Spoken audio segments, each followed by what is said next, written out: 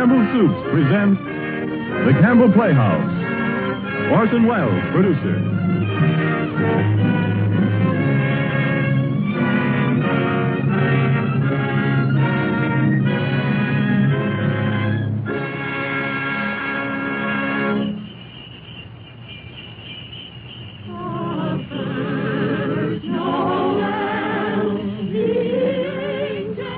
Good evening. This is Orson Welles. There are clearly a number of ways in which a Christmas carol could be introduced.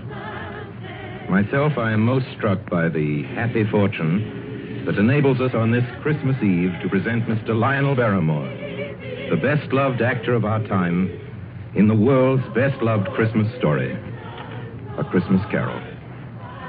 It is the American way, as we know, to establish traditions quickly where popular instinct and sentiment pronounce them sound.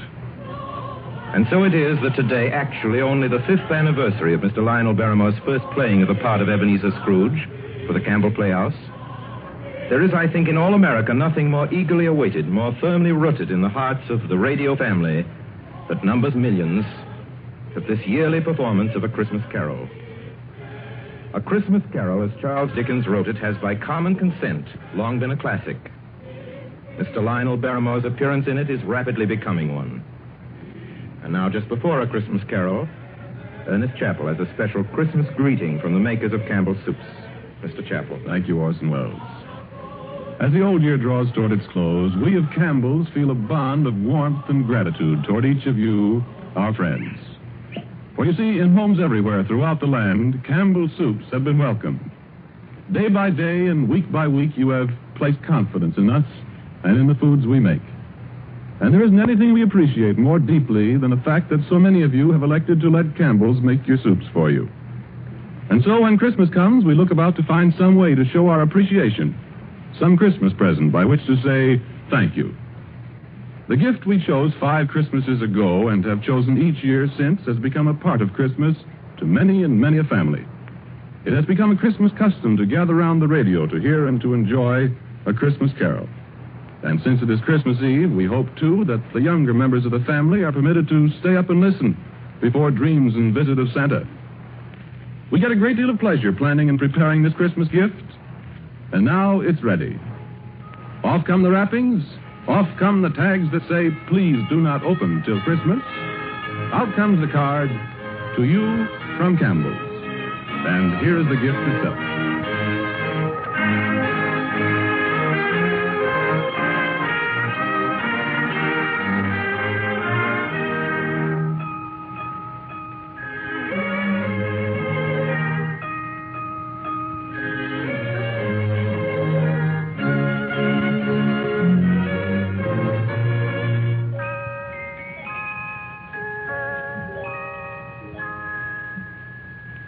Marley was dead to begin with. There's no doubt whatever about that. The register of his burial was signed by the clergyman, the clerk, the undertaker, and the chief mourner. Scrooge signed it. And Scrooge's name was good upon change for anything he chose to put his hand to. Old Marley was as dead as a doornail. Scrooge knew he was dead? Of course he did. Scrooge and Marley were partners for I don't know how many years. Oh, but he was a tight-fisted hand at the grindstone, was Scrooge. A squeezing, wrenching, grasping, scraping, clutching, covetous old sinner. And once upon a time, of all the good days in the year, on Christmas Eve, old Scrooge sat busy in his counting house, a grim, cheerless place if ever there was one. The door of Scrooge's counting house was open, that he might keep his eye upon his clerk, Bob Cratchit, who in a cold and dismal little cell beyond worked at his ledgers. 19, 20, 21, 22. Merry gentlemen, let nothing you dismay. 23, 26, 29. Carry 2. Christmas Day. 11, 13, 17, 7, carry 1. Bob Cratchit. Yes, Mr. Scrooge? Stop that infernal caterwauling. Yes, sir. 9, 15, 17, 21, carry 1. Impudence. Singing their idiotic Christmas carols at my very door. Go somewhere else and bellow your blasted carols, or I'll give you in charge. Yes, and I don't want any of your old customs. Take your fellow fools and go away. Christmas. Blah. Right, sir. Merry Christmas anyway, sir. A Merry Christmas, Uncle. A Merry Christmas, Bob. Merry Christmas, Mr. Fred. God save you, Uncle. Humbug. Christmas a humbug, Uncle? Now, I'm sure you don't mean that. I mean just that. Exactly that. Merry Christmas. What right have you to be merry? What reason have you? You're poor enough. Well, what right have you to be dismal about Christmas, Uncle? You're rich enough. Now, Uncle, don't be cross. Well, what else can I be when I live in such a world of fools? What's Christmas to you but a time for paying bills without money? Merry Christmas. A time for finding yourself a year older and not an hour richer. If I could work my will, every idiot who goes about with Merry Christmas on his lips would be boiled with his own pudding and buried with a stake of holly through his heart. He should. Uncle?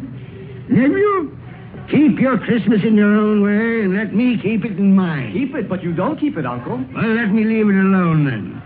What do you want? A Christmas gift, I've no doubt. I came to wish you a Merry Christmas, Uncle. Merry Christmas. Much good may Christmas do you. Much good it ever has done you. There are many things from which I derive good by which I have not profited materially, I dare say, Uncle. Christmas among the rest. But I have always thought of Christmas time as a good time. A kind, forgiving, charitable, pleasant time. And therefore, Uncle, though it has never put a scrap of gold or silver in my pocket, I believe it has done me good and will do me good. And I say, God bless it. God bless Christmas. Hurrah! Let me hear another sound out of you there, Bob Cratchit, and you'll keep your Christmas by losing your situation.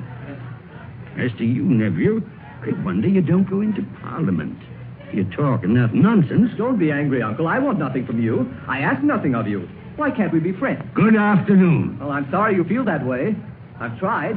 A Merry Christmas to you, Uncle. Good afternoon. And a Happy New Year, too. Humbug.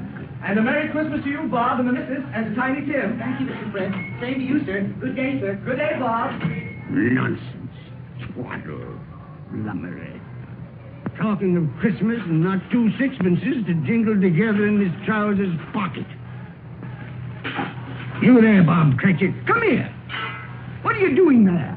I was only putting a bit more coal on the fire, Mr. Scrooge. Seeing it's so cold in there, sir. Well, you put that coal back into the scuttle. A fire. A fire, indeed. I can tell you, if you use coal at that rate, you and I will soon be parting company, Bob Cratchit. You understand that? There's many a young fella like your situation, you know. Oh, I'm sorry, sir. My fingers were getting a little stiff with the cold. Then put on your mittens. There's someone at the door. See who it is. Yes, sir. Good afternoon, sir. Good afternoon. This is the firm of Scrooge and Marley. Yes, sir. I should like to see the head of the firm, if I may. Oh, very good, sir. What is it? A gentleman to see you, Mr. Scrooge. Huh? Have I the pleasure of addressing Mr. Scrooge or Mr. Marley? Marley's been dead these 7 years tonight. I'm Scrooge. Well, now, Mr. Scrooge, at this season of the year, it's only fitting that we who are more fortunate should raise a fund to buy the poor some meat and drink and means of warmth. You may not believe it, sir, but many thousands are now in want of common necessities, and hundreds of thousands are in want of the simplest comforts, sir.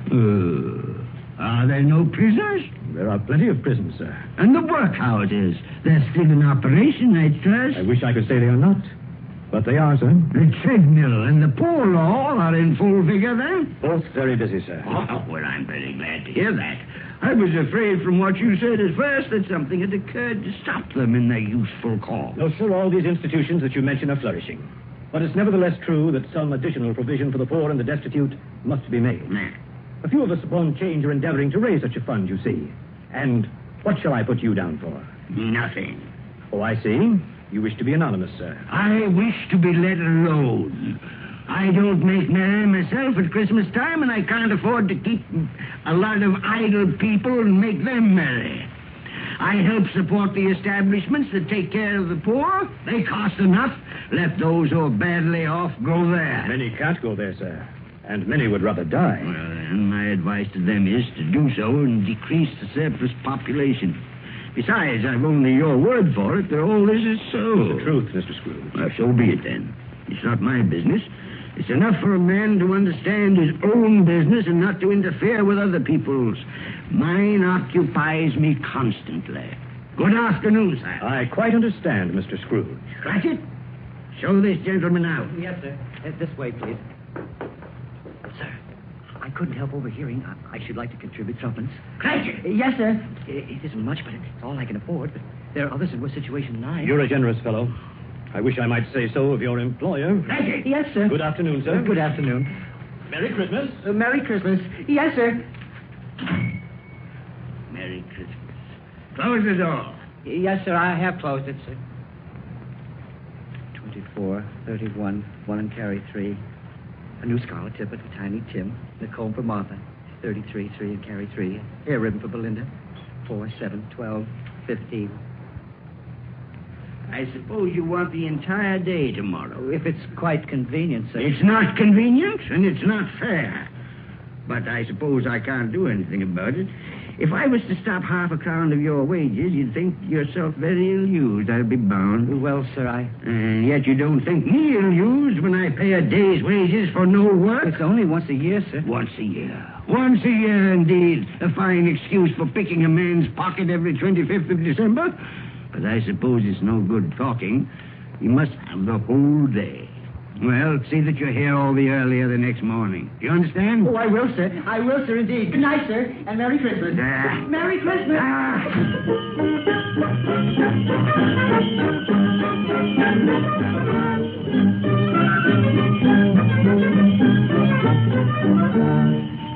The office was closed in a twinkling, and Bob Cratchit, with the long ends of his white comforter dangling below his waist, for he boasted no greatcoat, went down a slide on Cornhill 20 times in honor of its being Christmas Eve, and then ran home to Camden Town as hard as he could pelt to play with his family at Blind Man's Buff. Scrooge, on the other hand, took his melancholy dinner in his usual melancholy tavern. Having read all the newspapers and spent the rest of the evening with his banker's book, went to his dismal house. Darkness is cheap, and Scrooge likes it.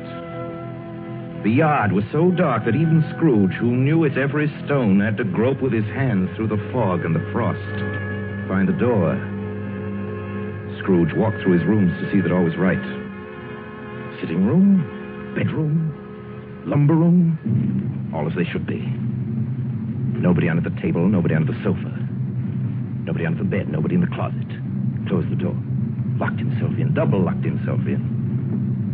And took off his cravat, put on his dressing gown and slippers and his nightcap. And sat down before the fire to take his gruel.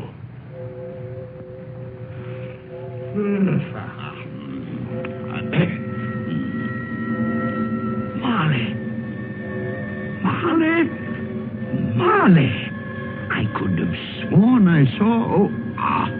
humbug. Marley's been dead these 7 years. Humbug. It's all humbug.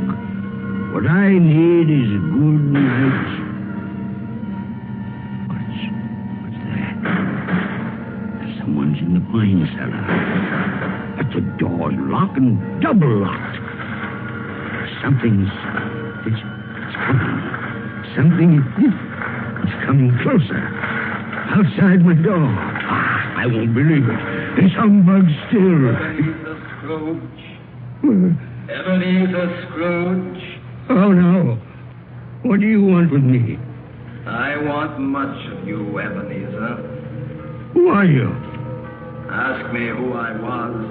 Are you very particular for a ghost? All right. Who were you then? In life, I was your partner, Jacob Marley. Jacob Marley? But you're dead. You died 7 years ago. 7 years ago this very night. You are a ghost, then? What's wrong, Ebenezer? Don't you believe in me? I do not. You doubt your senses, Ebenezer? Yes, because a little thing affects them. A slight disorder of the stomach makes them cheats. You can't be a ghost. You may be an undigested bit of beef, a blot of mustard, a crumb of cheese, a fragment of an underdone potato. There may be more gravy than grave about you, whatever you are. Humbug, I tell you. Humbug. Excuse me, Jason. Excuse me.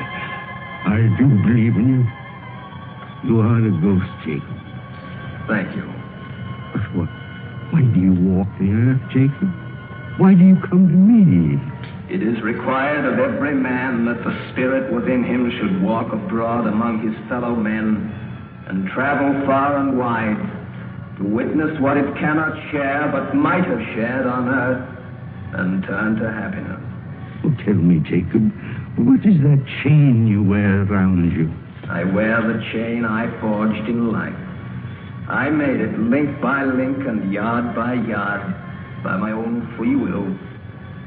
Is its pattern strange to you, Ebenezer?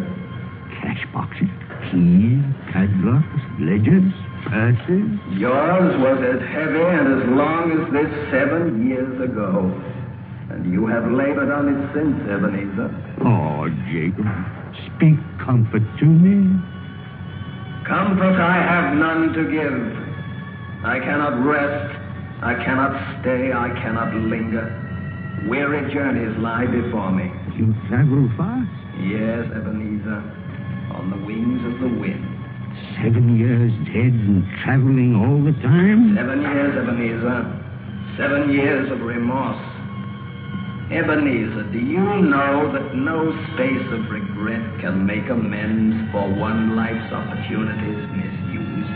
But you were always a good man of business, Jacob. Business? Mankind was my business. Charity, mercy, benevolence, they were all my business. The dealings of my trade were but a drop of water in the comprehensive ocean of my business. Oh, Jacob, don't take on so.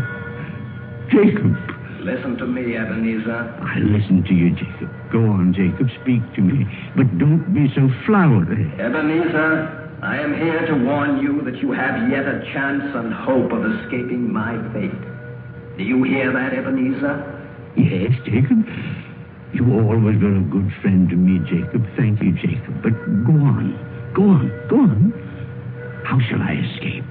Oh, I'm afraid, Jacob. You will be haunted by 3 spirits. Is that the only chance and hope, Jacob? It is your only chance and hope. Then I think I'd rather not. Without their visit, you cannot hope to shun the path I tread. Expect the first tomorrow, when the bell tolls 1. Couldn't I take them all at once and have it over, Jacob? Ebenezer, look that for your own sake you remember what has passed between us. And remember, when the bell tolls 1, look for the first spirit. Marley. Jacob Marley.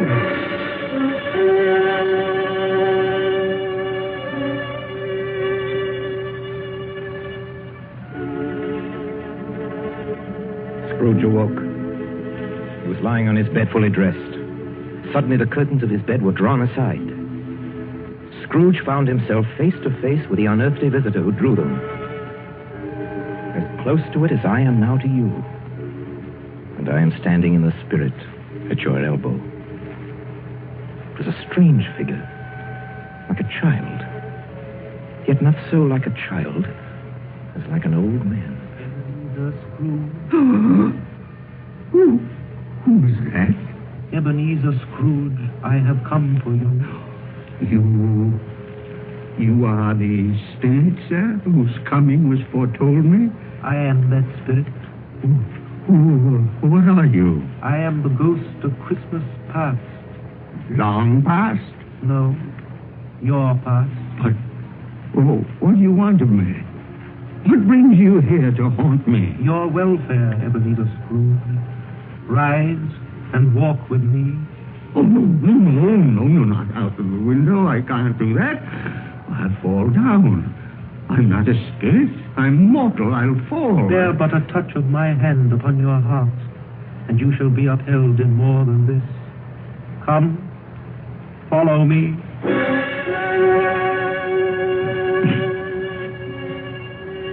Where are we? What's become of the city?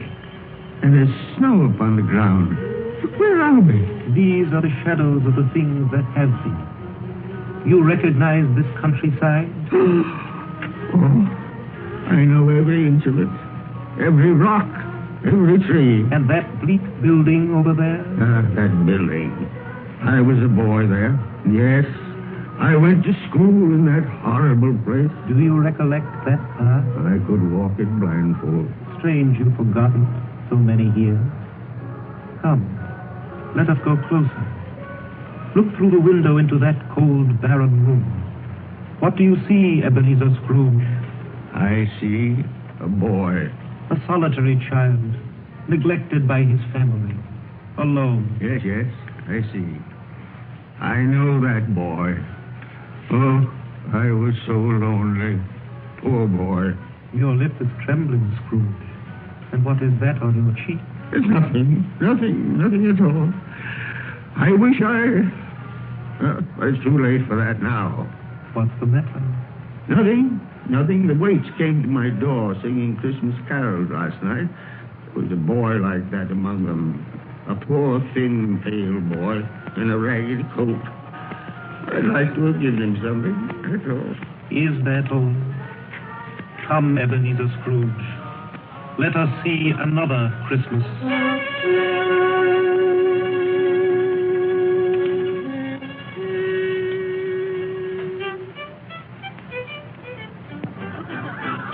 Do you know this place, Ebenezer Scrooge? Know it? Why, this is the counting house where I was apprenticed. Listen. Choose your partners. Why, it's my old master. Bless his heart, old Fezziwig. My master, alive again, and hosting one of his Christmas parties. Listen to him. Red Benito, and back to your places. And there's Dick Wilkins. Poor Dick. Dear, yes. And look, there's Mrs. Fezziwig herself, looking younger than any of them. And the tables all loaded with roast and cider and mince pie and beer. Oh, what a jolly time we used to have. That carefree young man with the light heart and the gay smile.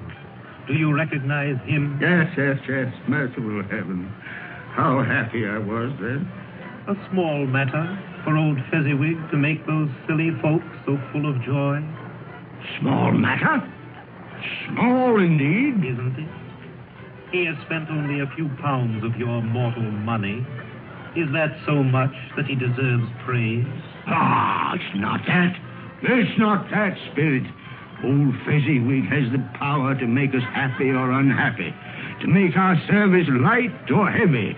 His power lies in words and looks, in things so tiny it's impossible to count him up. The happiness he gives is quite as great as if it cost her... What is the matter? Nothing. Nothing at all, Spirit. Something, I think. No. Speak. No. Only, it's just that I should like to be able to say a word or two to my clerk, Bob Cratchit, just now, that's all.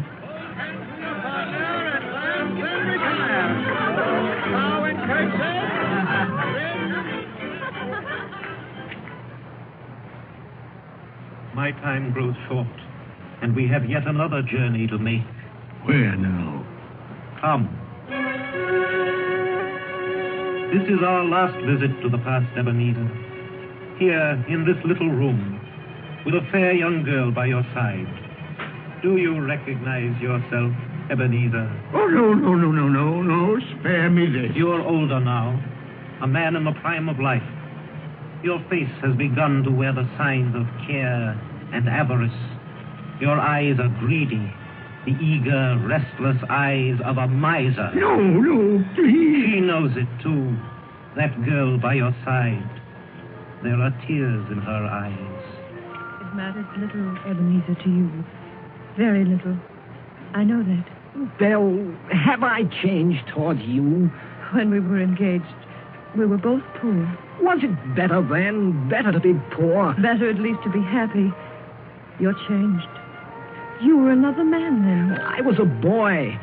Do you blame me because I've grown wiser? Have I ever tried to break our engagement? In words, no. Never. In what, then? In a changed nature. In an altered spirit. In everything that made my love of any value in your sight. So I release you from the promise. Belle. Oh, at first it may cause you pain to lose me. A very brief pain. But soon it will be dim, like a half-remembered dream, an unprofitable dream, and you will be glad to be awake from such a dream. May you be happy in the life you have chosen, Ebenezer, for the love of him you once loved. Spirit, it's enough. Show me no more. Take me home. These were shadows of the things that have been. That they are what they are. Do not blame me. No more. No more. One shadow more. Come. Do you see this man, Ebenezer Scrooge? This man might have been you, and the woman beside him your wife. And that girl might have been your daughter, Ebenezer Scrooge. She might have called you father. She might have been a springtime in the haggard winter of your life. Spirit, let me go. Show me no more. Listen now, while they speak, Ebenezer. Well, I saw an old friend of yours today. Who was it? Yes. How can I? It's... Oh, I know. Mr. Scrooge. Mr. Scrooge it was. I passed his office window. It wasn't shuttered, and there was a candle inside, so I couldn't help seeing him. His partner, Marley, lies at the point of death, I hear. And there Scrooge sat all alone. Quite alone in the world, I do believe. Spirit, I can bear no more. Leave me. Haunt me no more. Take me back. Take me back.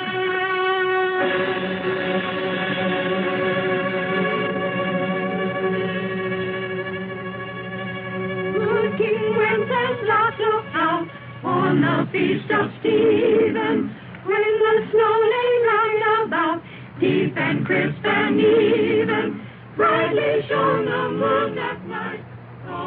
You are listening to the Campbell Playhouse, bringing you tonight the 5th annual presentation of Charles Dickens' A Christmas Carol, produced by Orson Welles and starring Lionel Barrymore as Scrooge.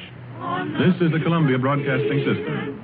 When the snow lay round about, deep and crisp and even, brightly shone the moon that night, though the frost was cruel, when a poor man came in sight, gathering winter fuel.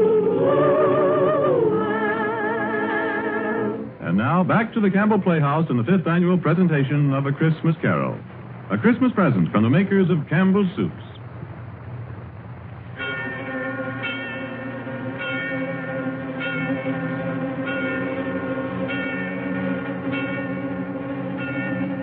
On the stroke of one, Scrooge awakened suddenly and sat him bolt upright in his own bed. He remembered the words of Marley's ghost and wondered from which direction the second specter would appear. At that moment, nothing between a baby and a rhinoceros would have astonished him very much. Now being prepared for almost anything, he was not by any means prepared for nothing. And consequently, when no shape appeared, he was taken with a violent fit of trembling. 5 minutes, 10 minutes, quarter of an hour went by, yet nothing came. Then, as he sat in his bed, he became aware gradually of a great blaze of ruddy light that seemed to shine upon him from the adjoining room. He got up softly and shuffled in his slippers to the door. It was his own sitting room, there was no doubt about that. But it had undergone a surprising transformation. The walls and ceiling were so hung with living green that it looked a perfect grove.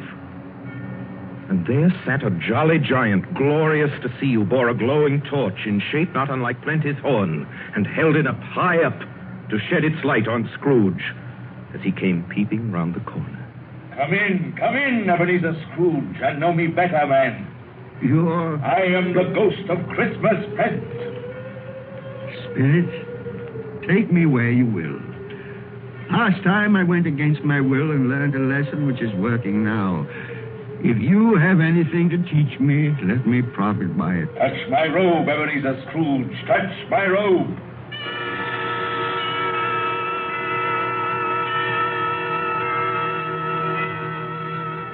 Where have you brought me, Spirit? To an humble dwelling in an humble street. It's miserable enough. Yet there is happiness there. Who are these people? Who's that woman? And the children? These are the family of your clerk, Bob Cratchit. See his wife, dressed in a twice-turned gown, but brave in ribbons, laying the table for their Christmas dinner. And there, assisting her, is her daughter, Belinda.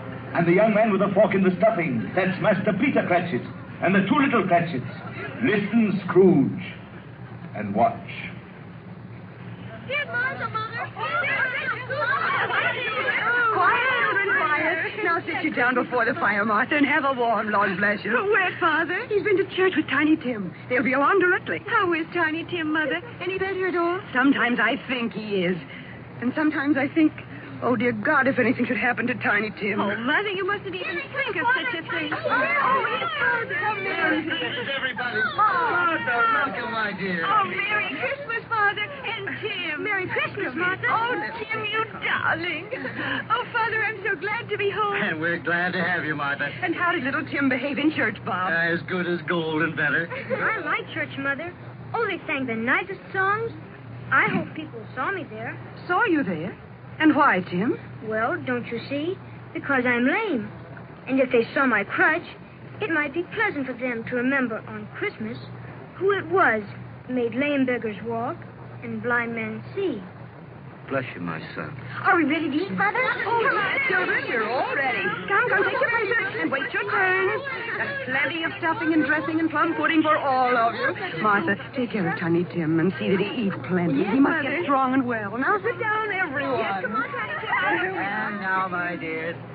I see a vacant seat in the poor chimney corner, and the crutch without an owner, carefully preserved. No, kind spirit.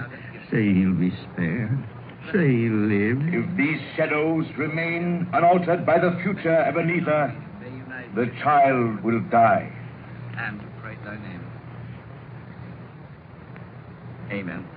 Amen. And now, my dears, with such a dinner, a toast. A Merry Christmas to us all, and God bless us. God bless us, everyone. And now to Mr. Scrooge. I'll give you a toast to Mr. Scrooge, the founder of the feast. Oh, the founder of the feast, indeed, who pays you all 15 shillings a week. I wish I had him here. I'd give him a piece of my mind to feast on, and I hope he'd have good appetite for My it. dear, the children, Christmas Day. It should be Christmas Day, I'm sure, on which one drinks the health of such an odious, stingy, unfeeling man as Mr. Scrooge. You know he is, Bob. Nobody knows it better than you, poor fellow. My dear Christmas Day. I'll drink his health for your sake and the day's, not for his. Long life to him. A Merry Christmas and a Happy New Year. He'll be very merry and very happy, I have no doubt. And I say God bless him too, Mother, and everyone. Yes, Mr. Scrooge. Very well.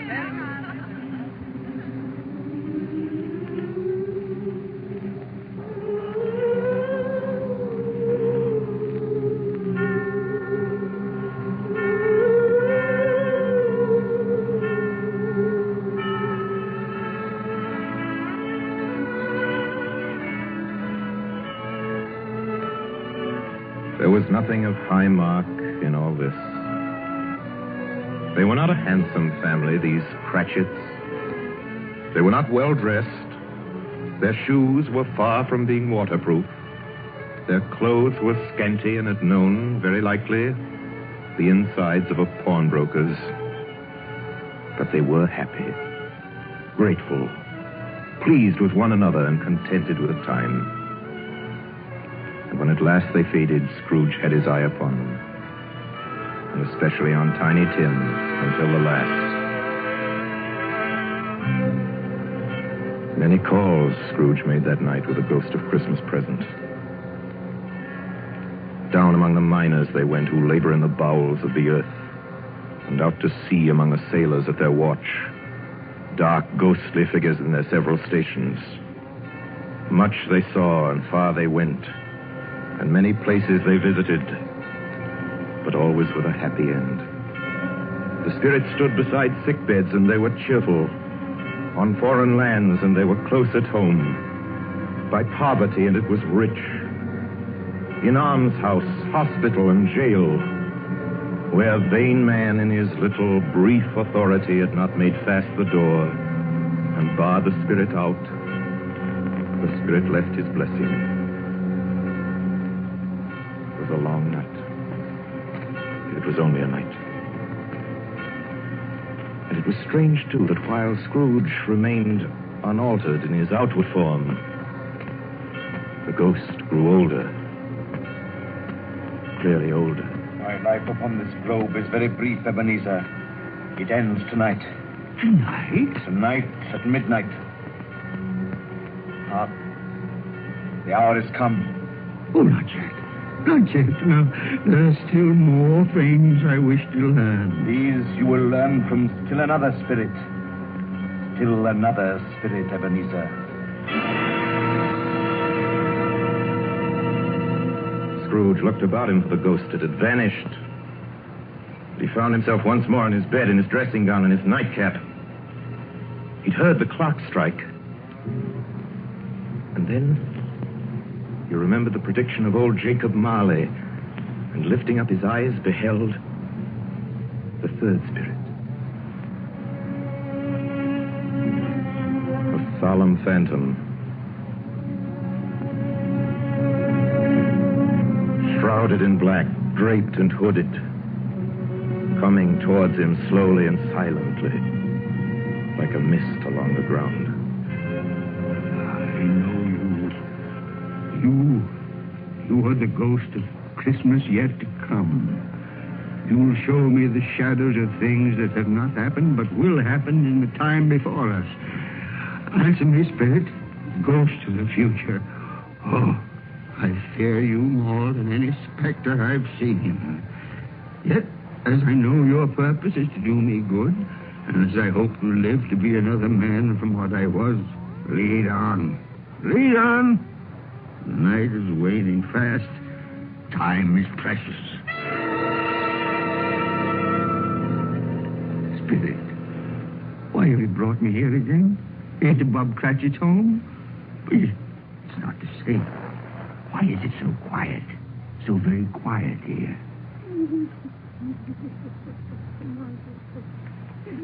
Mother, please. Oh, my son. My little son. Tim. I loved him so. Mother, dear, you mustn't. It's almost time for Father to be home. Don't let him see you crying. Yes. Yes, Martha.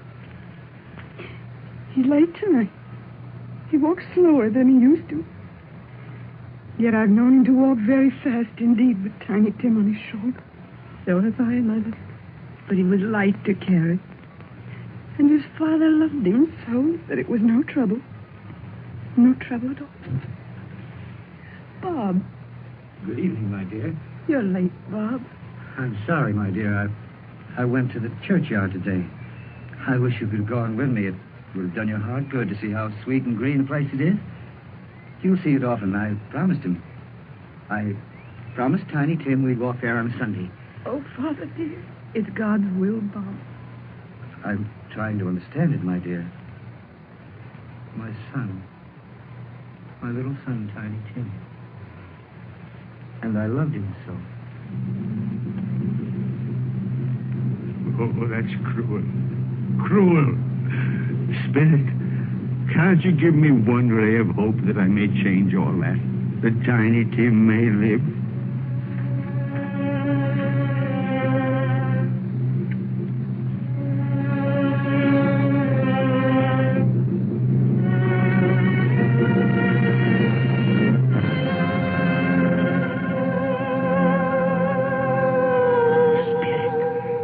Where are we now? Oh, merciful heaven. Churchyard, overrun by grass and weeds, choked with too much burying. Desolate, a lonely, crumbling gravestone. Spirit, now before I draw nearer to that gravestone, answer me one question. Are these the shadows of things that will be, or are they the shadows of things that may be only? Will you not speak to me, Spirit? What is that grave to which you point? Now I see. There's writing on that stone. The name on the gravestone is Ebenezer Scrooge. Ebenezer Scrooge. Oh, Spirit. No. Spirit, hear me. I I'm not the man I was. Why show me this if I'm past all hope? Tell me that I may change these dreadful shadows that have come, that you've shown me by an altered life.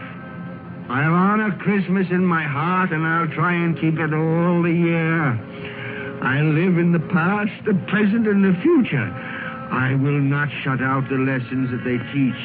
Tell me, do, Spirit, please tell me that I can sponge away the writing on that stone, Spirit. I beg of you, Spirit, Spirit.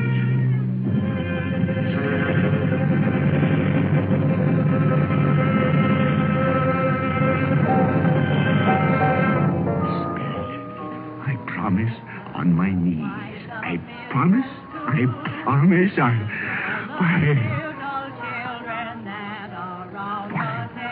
What's this? It's my bedpost. I'm home. In my own bed. In my own room. And the sun. The sunshine. It's clear. It's bright. No fog. Oh, what a beautiful day. Glorious. Glorious. Boy. Oh, boy. Yes, sir? What's today? What's that, sir? What day is it, my fine fella? Today? Why, it's Christmas Day. Christmas Day. I haven't missed it. The spirits have done it all in one night. All in one night. Heaven be praised. How's that, sir? Listen, my lad. Do you know where the poultry is in the next street? I should say I do. An intelligent boy. A remarkable boy. Tell me, do you know if they've sold the prize turkey that was hanging in the window? The one as big as me? What a delightful boy. It's a pleasure to talk to you. Yes, my buck? It's hanging there now, sir. Oh, that's wonderful. Now go around, will you, and tell them to send it to Bob Cratchit and his family on Broad Street. And mind you, they're not to know who paid for it. Now hurry along, my lad. And here's half a crown for your trouble. Yes, sir. Yes, sir. And a Merry Christmas. And a Merry Christmas to you, too, my boy. Oh, I don't know what to do. I'm as light as a feather, as happy as an angel. I'm as merry as a schoolboy. A Merry Christmas. A Merry Christmas to everybody. A Happy New Year to all the world. Whoop! Whoop!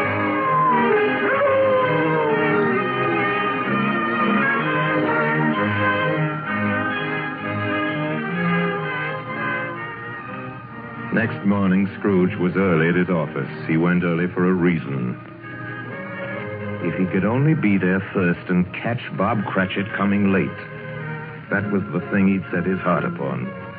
And he did it. Yes, he did. The clock had struck 9. No Bob. 1:15. No Bob.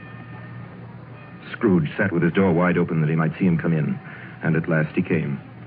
His hat was off before he opened the door. His comforter, too. He was on his stool in a jiffy, driving away with his pen, as if he were trying to overtake 9 o'clock. 8 and 17 and 15, carry the 1, 24, carry the 2, 31, carry the 4, 8 and 6 and 14, carry the 8. Hello, you, Cratchit. Yes, sir. Step this way, Cratchit, if you please. Cratchit, what do you mean by coming in at this time of day? Oh, I'm very sorry, sir. I'm behind my time. You are? You are?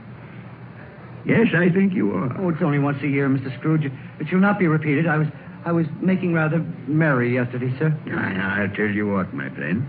I'll not stand this sort of thing any longer. And therefore, Bob Cratchit, I'm about to raise your salary. Mr. Scrooge, are you quite yourself, sir? No. No, thank heaven I'm not quite myself. Merry Christmas, Bob. Ha ha! Merry Christmas, my good fella. A merrier Christmas than I've given you in many a year. I'll raise your salary, and we'll see what we can do for Tiny Tim and the rest of your family. We'll discuss it this very afternoon over a Christmas bowl of smoking bishop. Bob, make up the fire. Take it up and buy another coal scuttle before you dart another eye.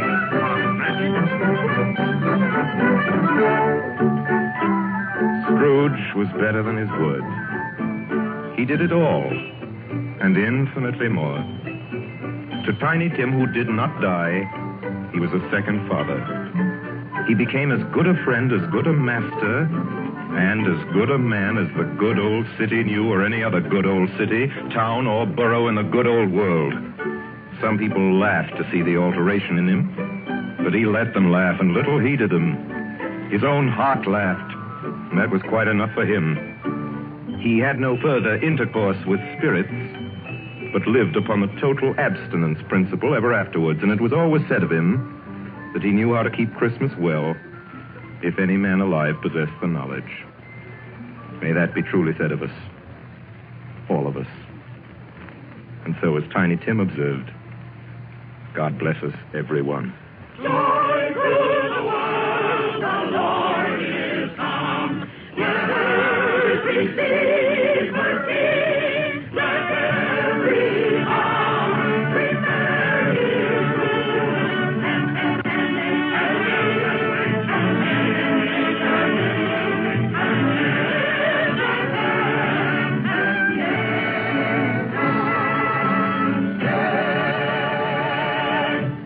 You have just heard our annual presentation of Charles Dickens' A Christmas Carol, starring Lionel Barrymore, brought to you by the makers of Campbell Soups. And now here is Orson Welles. At this point in the program, ladies and gentlemen, it is my custom, as you know, to present to you with a few words of introduction our guest of the evening. With your consent, I shall dispense with this tonight to introduce tonight's guest to the Campbell Playhouse audience or to any other American audience is an extravagant and superfluous procedure. For if ever an actor has won for himself a lasting place in the hearts of his fellow countrymen through years of unsparing and inspiring service, that actor is Lionel Barrymore. Mr. Lionel Barrymore. Thank you, Orson Welles. Good evening, ladies and gentlemen. This is the fourth year I've had the pleasure of appearing in the Christmas Carol here on the Campbell Playhouse. And I assure you all it's a pleasure that never tires. As long as I can remember, this has been one of my favorite stories. When we were children, it was read to us regularly this time of year, as it is to millions of children right now. And like many of them, I'm sure, the three of us, Ethel, Jack, and I, with the aid of a sheet and some old ironware, made a play of it. As I remember, we had 3 Scrooges in that production. Mr. Barrymore, who played Tiny Tim? I think we had 3 Tiny Tims, too.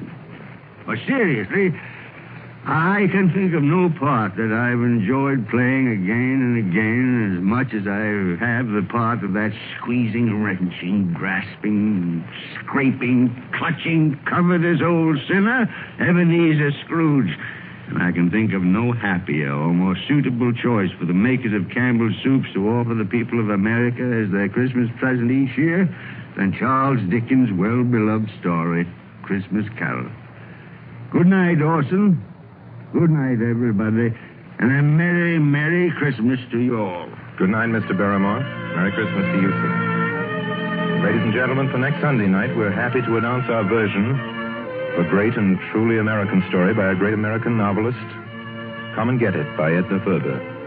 Against a background of the mighty forests of Miss Ferber's own Wisconsin, it tells a stirring tale of the men and women who live and die in the woods in order that lumber may come down the rivers every spring into the cities of the modern world. Like so many of Miss Ferber's epic romances of American life, it was made from a best-selling novel into a highly successful motion picture. Now we bring it to you on the air. The story of a man and his son and the girl they both loved. Lotta, played for us by one of the loveliest and most accomplished of Hollywood's younger dramatic actresses, Miss Frances D. And so until next week, until Come and Get It with Frances D., my sponsors, the makers of Campbell Soups, and all of us on the Campbell Playhouse remain, as always, obediently yours. But just a minute, Benny, ladies and gentlemen, it's the night before Christmas.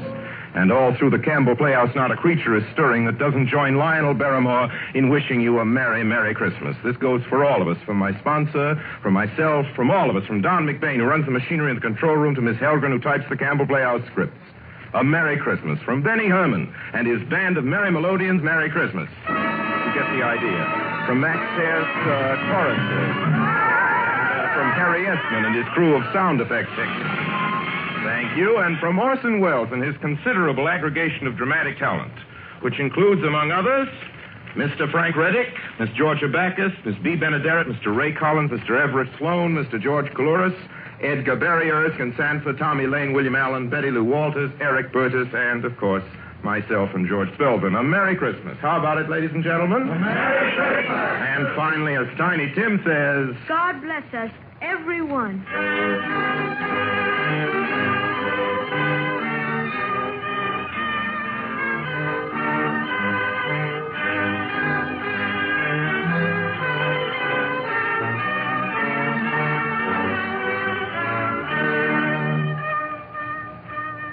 The makers of Campbell's Soups join Orson Welles in inviting you to be with us in the Campbell Playhouse again next Sunday evening when we bring you Edna Ferber's Come and Get It with Miss Frances D. as our guest.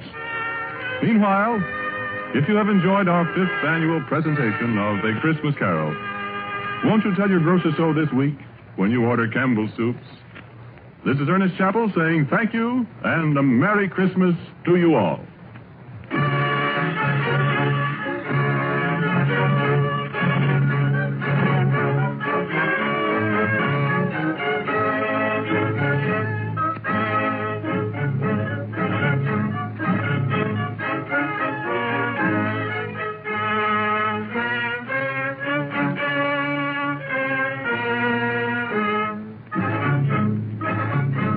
This is the Columbia Broadcasting System.